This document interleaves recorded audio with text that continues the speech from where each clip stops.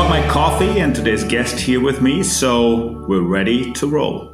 Welcome to our Circular Coffee Break podcast, where we will be casually talking about everything circular and beyond.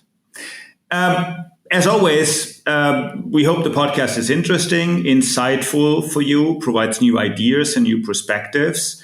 If you have any feedback, improvement ideas, suggestions, leave us a note on your favorite podcasting platform or drop us an email at info@taival.com. Now, I'm really excited about today's guest. She is an associate professor for supply chain management and social responsibility at Hanken School of Economics. Previously, she has been working as a researcher at VTT and Aalto University, where her research interests can be categorized in three themes. One is sustainable supply chains and circular economy. One, managing external resources and strategic sourcing. And third, data-based decision-making in procurement. She has been initiating, conducting, and managing numerous multidisciplinary research and development projects with research partners, companies, and public funding organizations such as Nordic Innovation, Business Finland, and the European Union. She's currently involved in various projects, including Urban Symbiosis, which is about urban symbiosis of critical raw materials, collaborative value creation models in circular ecosystems, funded by the Academy of Finland, and in eSmile, Innovation Sustainable Urban Last Mile, Small Vehicles and Business Models, funded by the Nordic Innovation. During her career, she has also been working as a development manager at Pöyry, and she is a board member of the Finnish Association of Purchasing and Logistics, LOGY. If all of that wouldn't be enough, her doctoral thesis that she did at Aalto University were on the role of attraction and control boundaries in value creation, dyadic exploration of strategic buyer-supplier relationships. She has published her work in several academic journals, including Research Policy, International Journal of Production Management, Journal of Purchasing and Supply Management, and many others. So I'm really, really happy to welcome today to the podcast Anna Aminoff. Welcome. Thank you. And it's really nice to be here. Perfect. Really looking forward to discuss with you today about sustainable supply chains, circular supply chains, a very hot topic where a lot has been happening. But maybe to get us started, you have been working in the area of sustainable and circular supply chains now for a very long time. From your point of view, what is the state of the sustainable circular supply chain? Where are we today? And where have you seen the biggest progress, but also the biggest challenges in the past couple of years? Okay, that I think you would like to have a short answer so that we wouldn't be here for a whole day. But as you said, a lot has happened because when I started studying sustainable supply chains or green logistics, as it was called 20 years ago, I was kind of considered as a hippie, and it was really a niche and in a side stream of both research and practice. So a lot has happened, and I would say, as you mentioned, that during last 3 or 4 years, there has been a big change because nowadays, when I'm saying that I am researching sustainable supply chains, almost everybody are like, oh, or the company managers, oh, it's so interesting. We are also developing it. So it is now in the interest and in the focus of, I think, almost every single company in Finland, and also the CEOs and top managers of the companies have at least somehow understood the importance of supply chain management in sustainability.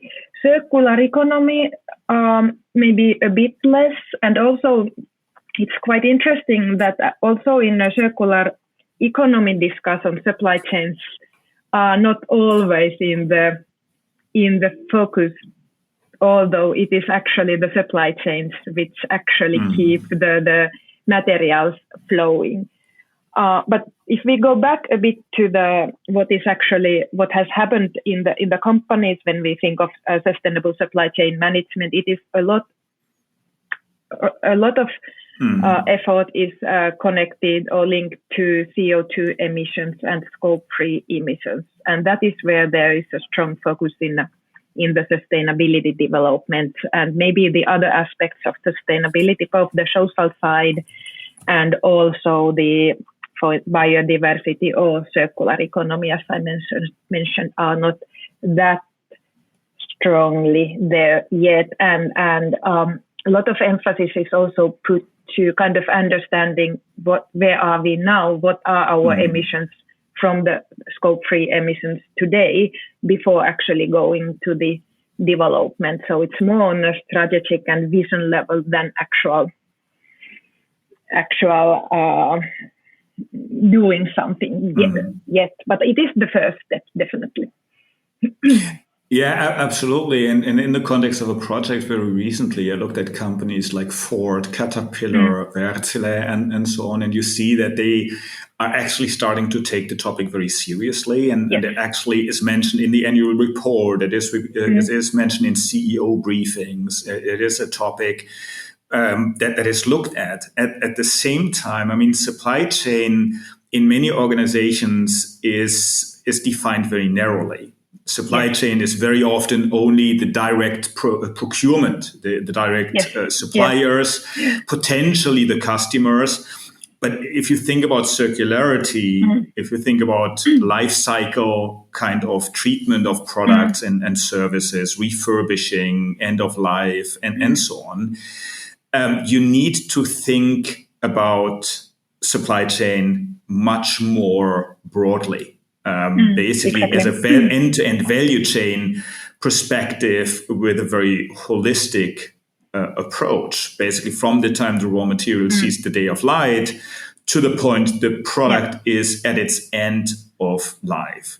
Now, in my experience, this has been very difficult for companies because in many organizations, the value chain is extremely long, extremely difficult. It's global. It touches geographies, countries, and companies where it's very difficult to get information. From your experience, how can we address this need for a broader perspective and a need for transparency along the end-to-end value chain, and basically look at the end-to-end value circle, if you want, in that context? And just for the listeners, I'm aware that there is no end-to-end circle. Just to avoid emails telling me how circles work in that context. That is a really difficult question, and your listeners couldn't see me nodding, but you were exactly kind of in one of the challenges, so that because the supply chains are long and complex, and companies have been building these so-called forward supply chains to be really, really efficient for many, many years, and it's in their DNA. So it's really difficult to change the existing supply chains to be more circular. And I was reading one research which researched how well companies know their supply chains. And it was like about 40% of the companies in general, it was worldwide, know their first tier suppliers. And 20-something, 30% know their second tier suppliers. And then we are only in the second tier.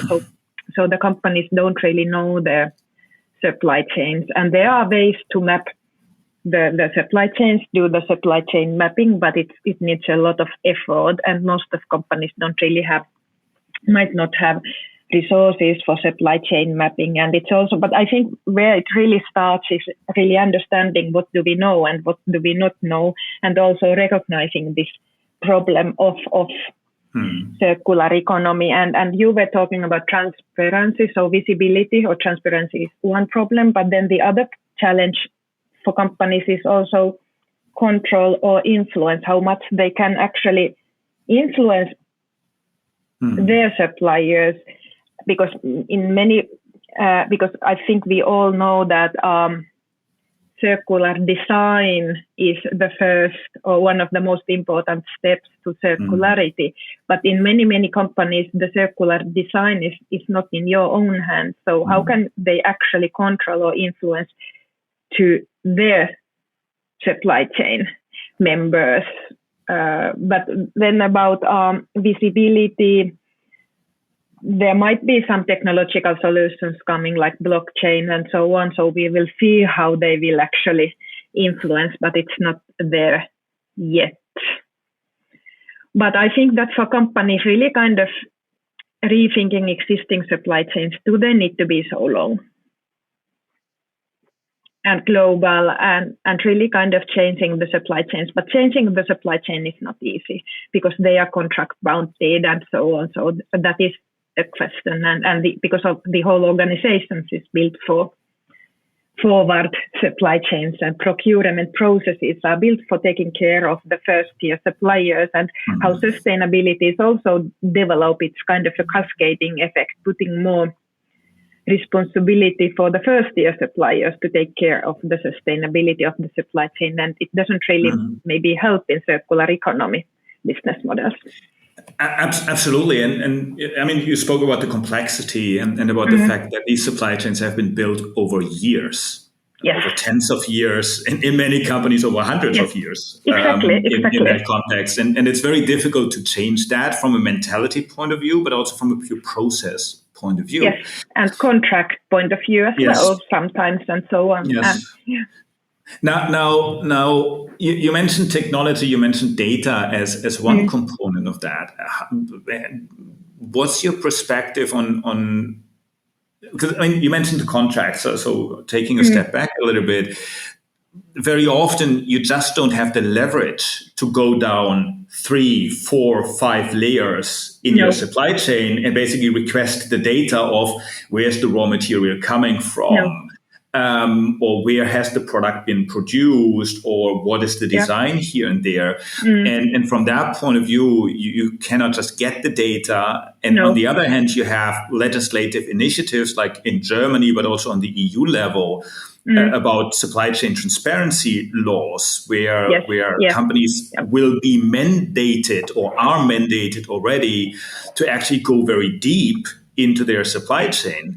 Have you seen any best practices or any experiences how companies have addressed that paradox of needing to get the data, needing to influence their suppliers, while on the other hand, not having the contractual leverage to do that, and sometimes not even having the phone numbers and the contacts to basically contact their suppliers? That is actually in which many companies are struggling, because you were mentioning this corporate responsibility due diligence law that is now coming, or regulation that is coming to EU, which requires bigger companies to take care of their sustainability in their supply chains. And that's where they've actually, the way that companies are doing it today is what I already mentioned a bit, is that they are delegating the responsibility to their first tier suppliers, who then are delegating to the responsibility to the next level. And it's a bit problematic in the sense that quite often the first tier suppliers don't really have capabilities to develop the sustainability of the supply chain. And it's really interesting to see how companies are actually going to do the due diligence longer in the supply chains when they really don't have visibility or control, because they don't have a control. But there are some best practices which are like, quite often it's in the procurement. It can be either in procurement organization or in the CSR sustainability part of the company. But what are the best practices is that companies, the procurement of the focal company would have more interaction with the procurement of the suppliers, who are then, because those are then responsible of delegating the sustainability and circularity aspects further. And it's in general, it's more collaboration in different levels and collaboration with the different functions between companies, which are one of the best practices. But the challenge is if the supplier is in less developed country and might struggle with sustainability aspect themselves, how can they control the sustainability of their suppliers if they also struggle with the sustainability aspects themselves? Yeah, absolutely. And I think it will become a scope question as well, isn't it? I mean, yes. I recently had a discussion with a company, and what they're seeing is that their customers are requesting a very high degree of recycled material content in their products and services. At the same time, what they realize is there is not recycled content. So in this case, it's aluminium, and the recycled aluminium market is very, very difficult.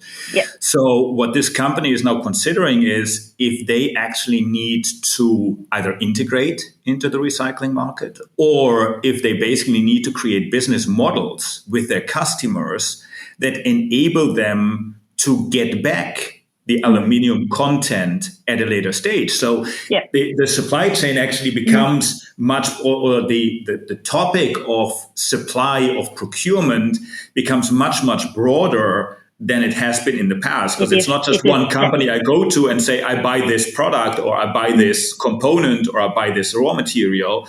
But it's basically thinking about business models, thinking about how do I interact with my suppliers, but also with other partners to get back recycled material, recycled components, and all of that. So I think it adds several levels of complexity into the picture.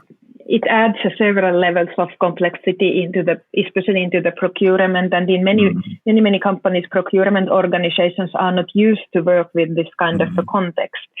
And that is true that the markets of many recycled materials are not. The secondary markets are not there yet, or at least in the level that it would be required. But I think that EU's many legislations and regulations that are coming might force to that direction. Also, if we think of batteries and so on.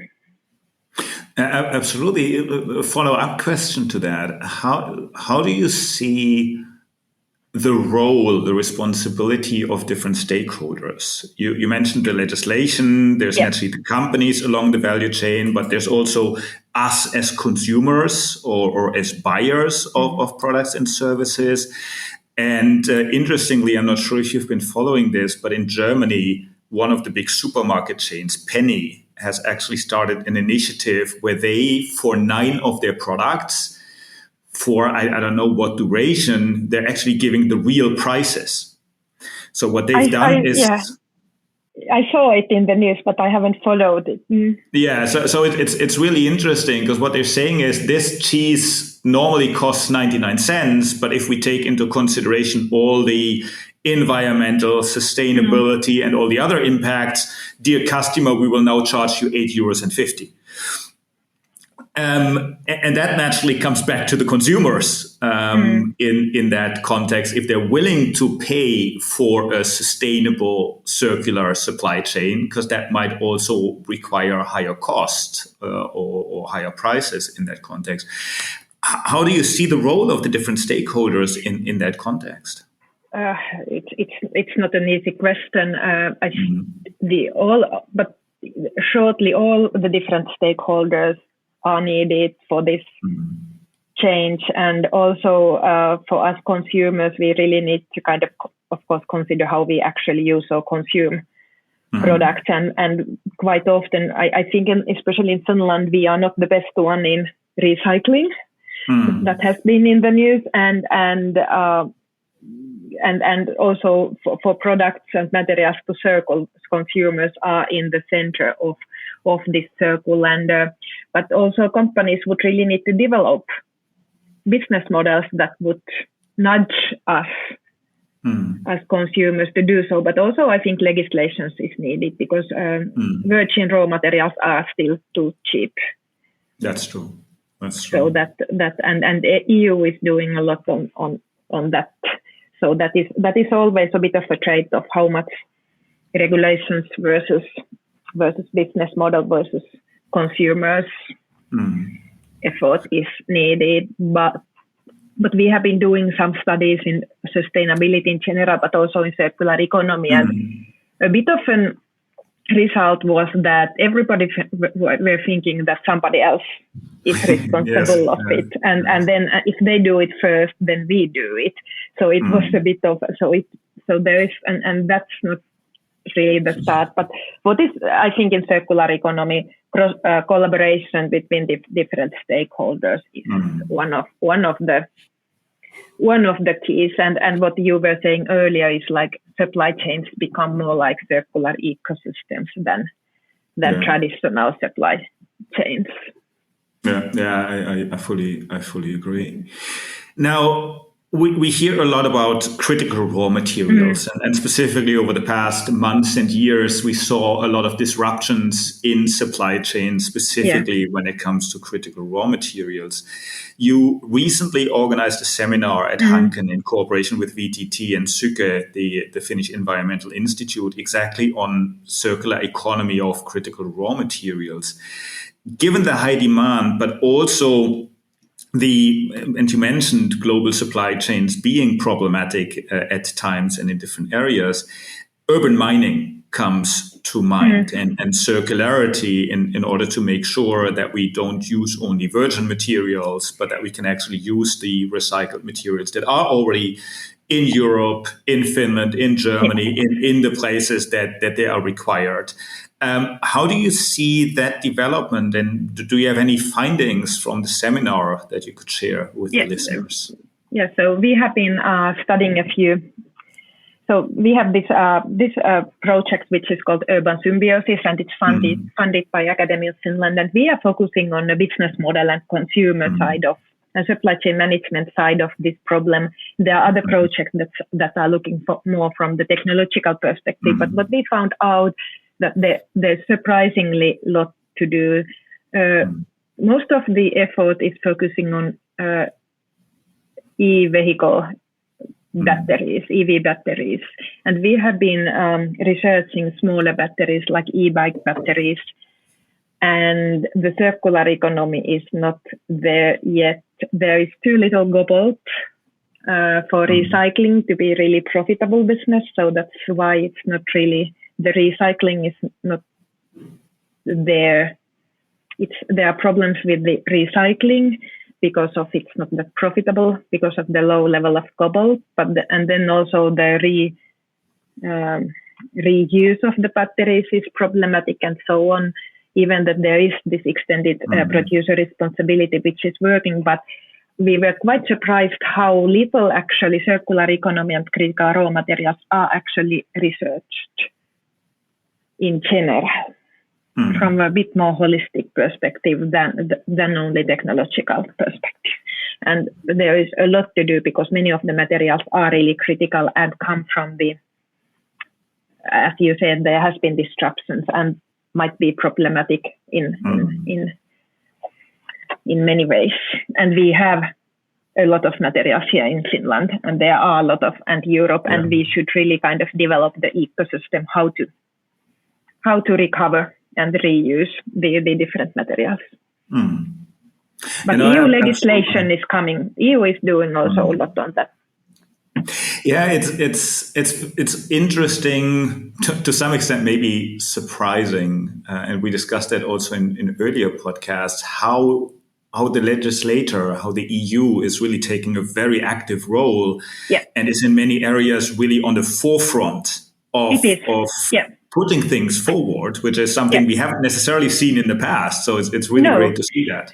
And it's also, it might be needed because, I mean, now it's, if the value of material is low, then it doesn't really have a business case in recycling or reusing. So when EU is first maybe pushing it forward, then actually also the markets develop. So it's a bit of a chicken and egg problem now that there aren't any markets and there's maybe some demand and the prices are still too low for the virgin material, raw material. But EU is, I think it might be needed when we talk about critical raw materials that this kind of battery legislation is now coming. Yeah, absolutely. And I mean, we talked a bit already about the role of the procurement and the logistics and the sourcing side. Now, you're a board member of LOGU, the Finnish Association of Purchasing and Logistics. And I mean, procurement very often is the gatekeeper in these roles. At the same time, it's, as we discussed, very difficult for them sometimes to see the big picture and take into consideration all of these different moving parts. How do you see the role of procurement, of logistics, of sourcing will change or has to change going forward? What's the evolution you're seeing in that context when you look at the procurement professionals and how they could contribute to that shift? And as you said, there's a lot that needs to be done, so there's a lot to be contributed. First of all, I think it's the way for the future that procurement as an organization is more involved in the circular economy business models. We are not there yet, but we were doing some focus groups with LOGU, with the purchasing managers, and we were asking about what are the future capabilities that procurement people need, and circular economy capabilities and know-how was one of them. And then I also think that what we haven't mentioned yet is the role of public procurement in circular economy. So I think kind of it's a bit of almost low-hanging fruit in the transition towards circular economy, so that public procurement could take a bit stronger role in driving the circular solutions. But in general, also procurement could have a role as a connector between different external stakeholders and internal stakeholders, which they are not taking maybe yet. And also because, I mean, they are the ones who select suppliers, who should be connecting the product development of the suppliers to the product development maybe of the company. So they should have a stronger role in circular economy, but their role is also changing there, as you also mentioned, that it might be a bit different context. That is their playground in the future. It's also interesting that it hasn't really been researched. Circular procurement is really, I mean, there are only a few research on that topic. Yeah, no, I agree. And I think it relates back to something you said earlier, the shift from a circular supply chain more towards a circular supply ecosystem. Exactly. Where it's not a chain in the traditional sense anymore, but where it really becomes an ecosystem. And then, as you just pointed out, it's about connecting the right dots. It's about bringing the right people, right organizations to the table, independent where they sit along this traditional supply chain. So, and procurement has many years only kind of, procurement is still in many companies measured by the cost savings. Yes. And in this case, it's more like collaboration and win-win business models. So it's also a culture change in procurement and supply chain management. Yeah, fully agree. Great. The coffee is empty, and it's time to wrap up this episode of the Circular Coffee Break. Maybe in closing, Hanken is organizing a lot of seminars, lectures, and events on the topic of sustainability and circularity in supply chain, but also beyond that. Do you have any tips for our listeners how they could learn about upcoming events, upcoming learning opportunities to dive deeper into the topic? Yes, we have under the subject of supply chain and social responsibility, we have a Humlog Institute who is quite active in social media, LinkedIn and Twitter, and they inform and disseminate all of our events via Humlog, LinkedIn and Twitter accounts. Okay, perfect. So to all of you out there, head over to the Twitter accounts and the social media accounts of Humlog, and then you will be up to date on everything that's happening. Thanks a lot, Anna, for joining me today. Really insightful, and I could continue for another half hour easily on the topic, because it's a very interesting topic and an area that is basically one of the key enablers of circularity in organizations, but also in society, to basically make sure our supply chains become sustainably circular in this context. So thanks a lot for joining me today. Thank you for inviting me. Perfect. So, all of you out there listening, I hope you liked today's episode and you got some new ideas, inspirations, and ideas. And Anna mentioned where you can find even more information going forward. As I mentioned in the beginning, if you have any comments, ideas, suggestions, please leave a comment or a note on your favorite podcasting platform, or send us an email to info@taiwa.com. We're always looking for your input, for your ideas. How did you like the topics? Are there any things we should dive into deeper? Also, please remember to subscribe to stay in the loop on new episodes. We have new episodes coming up on a bi-weekly basis with a lot of interesting guests. So make sure you subscribe again on your favorite podcasting platform. I'm really looking forward to seeing all of you at the Circular Coffee Break. Thanks for joining.